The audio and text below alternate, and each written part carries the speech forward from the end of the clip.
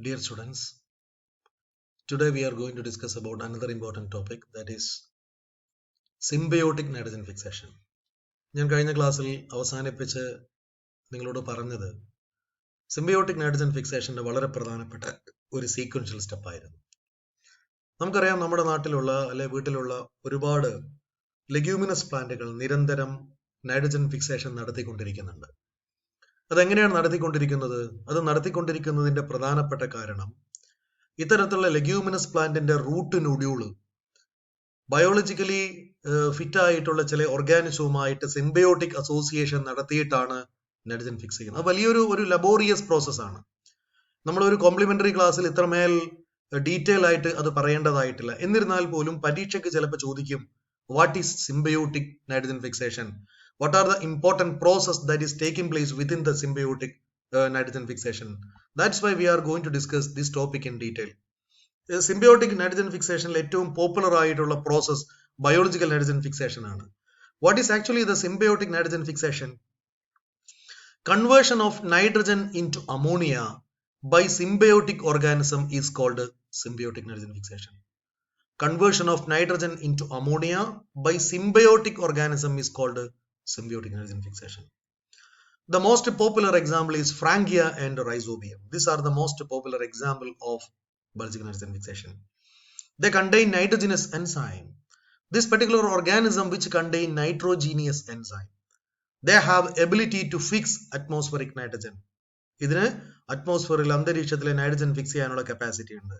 Hence, these microbes are called nitrogen fixers. അതുകൊണ്ട് തന്നെ ഈ മൈക്രോ ഓർഗാനിസത്തിനെ നമ്മൾ നൈട്രജൻ ഫിക്സേഴ്സ് എന്ന് പറയുന്നു. But those microorganism, they are always associated with this type of organism for fixing nitrogen in the atmosphere, and such organisms are called nitrogen fixers. They are soil bacteria. The most popular one are soil bacteria. Rhizobium leads a symbiotic life with the roots of leguminous plants. Rhizobium leads a symbiotic life with the roots of leguminous plants. The microbes are absorbing nutrients from the plants. Microbes are absorbing nutrients from the plants. The leguminous plants are benefited by getting fixed nitrogen from bacteria.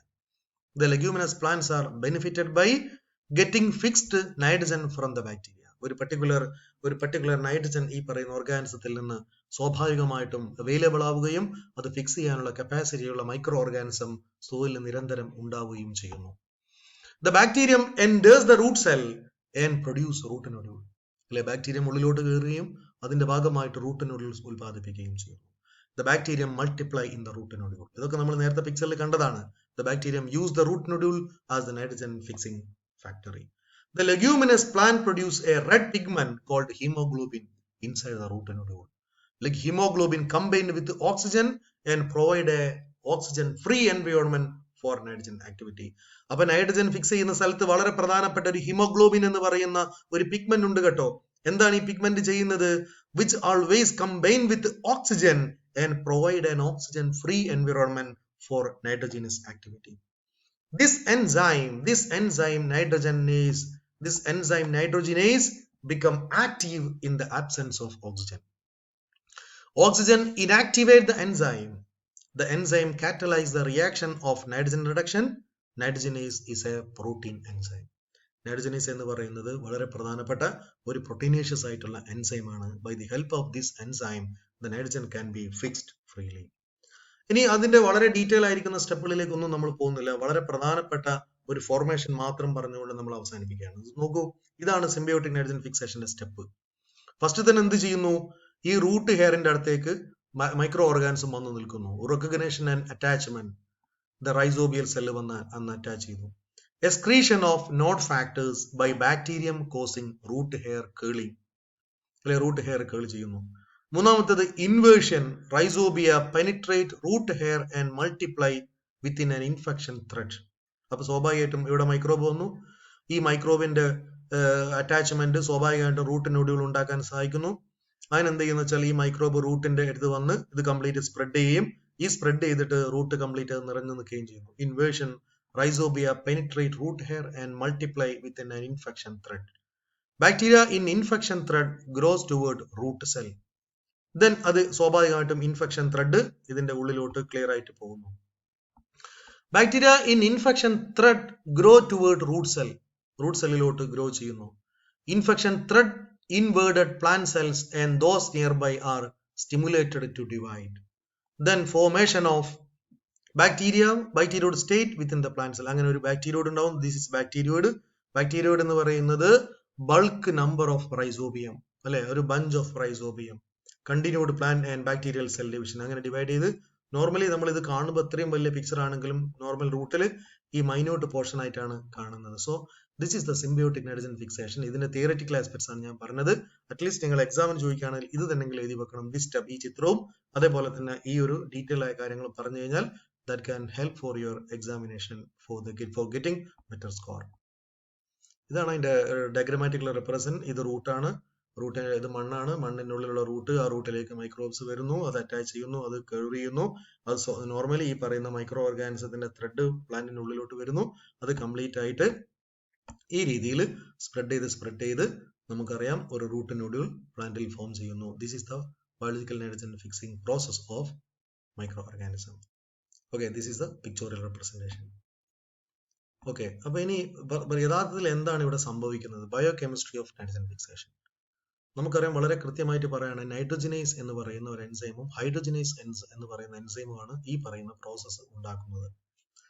Protective mechanism against oxygen. ഇത് വളരെ പ്രധാനപ്പെട്ട ഒരു protective mechanism ആയിട്ട് involve ചെയ്യുന്നുണ്ട്. ഇവിടെ വളരെ പ്രധാനപ്പെട്ട വേറൊരു iron containing compound that is called ferredoxin. Hydrogen releasing system or electron donor that is pyruvic acid or glucose, sucrose, ഇതൊക്കെ ഇതിന്റെ കൂടെ ഉണ്ടാവും. കോൺസ്റ്റന്റ് സപ്ലൈ ഓഫ് ATPയുടെ കണ്ടിന്യൂസ് സപ്ലൈ അവിടെ കാണാം. Co enzymes and co factor that is tyrosine pyrophosphate, co enzyme A, inorganic phosphate, magnesium, ഇതൊക്കെ ഇതിന്റെ കൂടെ വളരെ നന്നായിട്ട് ഇൻവോൾവ് ചെയ്യുന്നു. അങ്ങനെ ഇതിന്റെ എല്ലാം ഇൻവോൾവ്മെന്റ് ഭാഗമായിട്ടാണ് അന്തരീക്ഷത്തിലെ നൈട്രജനെ സ്പ്ലിറ്റ് ചെയ്തിട്ട് നൈട്രോജനസ് എൻസൈമിന്റെ സഹായത്തോടു കൂടി നൈട്രേറ്റിനെയും ഫ്രീ ആക്കി വിടുന്നത്. ഈ ഒരൊറ്റ കാര്യങ്ങൾ നമ്മൾ ഇതിന്റെ ഉള്ളിൽ മാത്രം വെച്ച് പറയാം. നോക്കൂ നിങ്ങൾ, വളരെ കോംപ്ലിക്കേറ്റഡ് ആയ സ്റ്റെപ്പ് ഒന്നുമില്ല. ഇത് ചിത്രം വരച്ച് വിചാരിച്ച് കോംപ്ലിക്കേഷൻ ഉണ്ടാവരുത്. അന്തരീക്ഷത്തിലെ നൈട്രജൻ ഇവിടെ അവൈലബിൾ ആണ്. C, this is nitrogen. ഈ നൈട്രജൻ എന്താക്കി മാറ്റണം? അമോണിയയാക്കി മാറ്റണം. ഓക്കെ, അമോണിയയാക്കി മാറ്റാൻ വേണ്ടി വളരെ പ്രധാനപ്പെട്ട ഒരു എൻസൈം ഉണ്ട്, ദാറ്റ് ഈസ് കോൾഡ് നൈട്രോജനേസ്. ഈ പറയുന്ന അമോണിയ എന്താക്കുന്നു? അമിനോ ആസിഡായി മാറുന്നു, that is glutamine, asparagine, etcetera. ഈ പ്രോസസ് നടത്താൻ വേണ്ടി ഇവിടെ വളരെ പ്രധാനപ്പെട്ട ഒരു active compound that is called leg haemoglobin. Leg haemoglobin ഇവിടെ ആക്റ്റീവ് ആയിരിക്കുന്നു. അതിന്റെ പ്രസൻസിൽ ഈ പറയുന്ന പ്രോസസ് സെല്ലിന്റെ ഉള്ളിൽ വെച്ച് നടക്കുന്നു. This is actually the bio chemistry of nitrogen fixation. ചുരുക്കി പറഞ്ഞാൽ, ഒരു റൂട്ടിന്റെ അടുത്തേക്ക് മണ്ണിൽ നിന്ന് റൈസോബിയം എന്ന് പറയുന്ന മൈക്രോ ഓർഗാനിസം വരും. ആ റൈസോബിയം റൂട്ടിൽ നന്നായിട്ട് സ്പ്രെഡ് ചെയ്യും. സ്പ്രെഡ് ചെയ്ത റൂട്ടിൽ ഈ പറയുന്ന മുകളിൽ പറഞ്ഞ എല്ലാ തരത്തിലുള്ള ബയോകെമിക്കൽ കണ്ടന്റും റെഡിയായി വന്നു കഴിഞ്ഞാൽ നൈട്രോജനസ് എൻസൈം എന്ന് പറയുന്ന വളരെ പ്രധാനപ്പെട്ട ഒരു എൻസൈം നൈട്രജനെ സ്പ്ലിറ്റ് ചെയ്തുകൊണ്ട് നൈട്രേറ്റുമാക്കി മാറ്റുന്നു. നൈട്രേറ്റുമായി മാറിയതിനു ശേഷം അത് അമോണിയ ഉണ്ടാക്കുന്നു. അമോണിയയിൽ നിന്ന് അമിനോ ഗ്രൂപ്പ് ഉണ്ടായിട്ട് അമിനോ ആസിഡ് ഉണ്ടാവുന്നു. അമിനോ ആസിഡുകൾ കൂടിച്ചേർന്ന് പ്രോട്ടീൻ ഉണ്ടാവുന്നു. This is the actual process that is taking place within the nitrogen metabolism, that is called biological nitrogen fixation or symbiotic nitrogen fixation. ഇതാണ് വളരെ പ്രധാനപ്പെട്ട enzyme. That enzyme is called nitrogenase. Nitrogenase എൻസൈമിന്റെ സഹായത്തോടാണ് ഈ പറയുന്ന complete process നടക്കുന്നത്.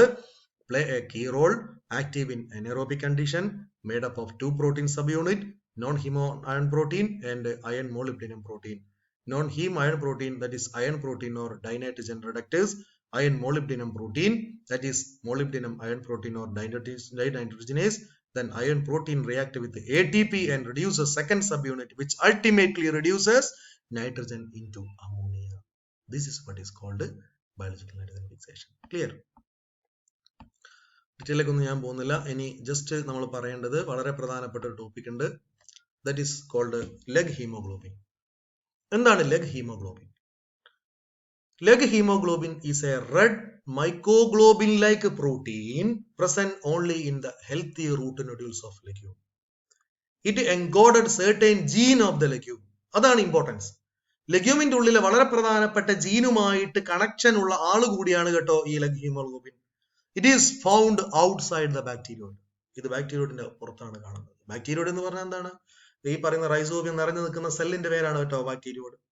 Leg hemoglobin, leg hemoglobin or leg globin is a nitrogen or oxygen carrier because naturally occurring oxygen and nitrogen interact similarly with this protein, and a heme protein found in the nitrogen fixing root nodules of leguminous plants. It is produced by legumes in response to the roots being colonized by nitrogen fixing bacteria termed rhizobia as part of the symbiotic interaction between plant and bacterium. Roots uni-infected with rhizobium do not synthesize leg hemoglobin. വളരെ detail ഒന്നും നമ്മൾ പോകണ്ട, ഒറ്റയടിക്ക് പറയുകയാണെങ്കിൽ leg hemoglobin is a red microglobin like protein present only in healthy root nodules of legumes. It encoded certain genes of legumes. It is found outside the bacterioid. Okay, അപ്പൊ നമ്മൾ എന്താണ് symbiotic nitrogen fixation എന്ന് പറഞ്ഞു, എന്താണ് leg haemoglobin എന്നും പറഞ്ഞു. ഇനി ഇതിൽ വളരെ ചെറിയൊരു ടോപ്പിക് കൂടി ഉണ്ട്, that is called nitrogen assimilation, that we will discuss in next class. Thank U.